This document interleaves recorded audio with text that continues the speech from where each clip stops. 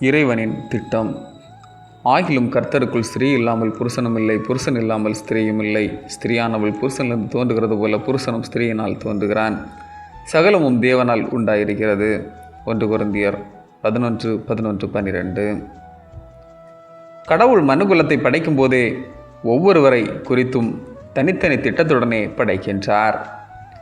நாம் அவருடைய திட்டத்திலே இந்த மானுட பிறவியை ஏற்றுக்கொள்கின்றோம். நாம் ஆணாக, பெண்ணாக அல்லது எந்த பாலினத்தில் பிறக்க வேண்டும் என்பது கூட அவர் திட்டமே. நாம் நம்மை பற்றி ஒரு திட்டம் வகுத்து வைத்திருப்போம். அதுவும் கடவுளின் திட்டமும் ஒன்றுபோல் இருந்தால் மட்டுமே நாம் நமக்கு விரும்புவது நடைபெறும்.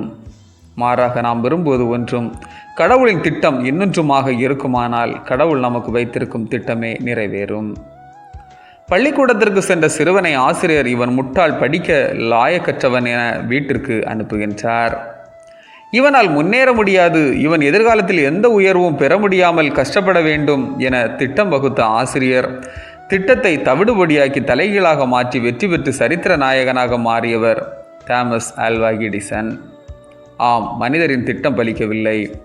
அவர் வாழ்க்கையில் கடவுளின் திட்டம் நிறைவேறியது. கடவுளின் திட்டத்தை யாரும் தடுக்க முடியாது.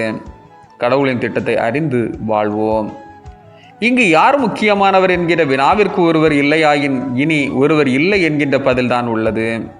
இதில் யார் பெரியவர் என்கிறதற்கு ஒருவரிலிருந்து ஒருவர் தோன்றியவர் என்ற பதில்தான் உள்ளது. கணவனை தலை என்கிறது திருமறை. அப்படியானால் இதர உறுப்பெல்லாம் மனைவிதானே.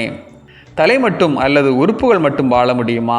புரிந்து கொள்வோம். இறை திட்டம் நிறை செய்வோம். ஆமீன். இந்த நாள் உங்களுக்கு இனிய நாளாக மலரட்டும்.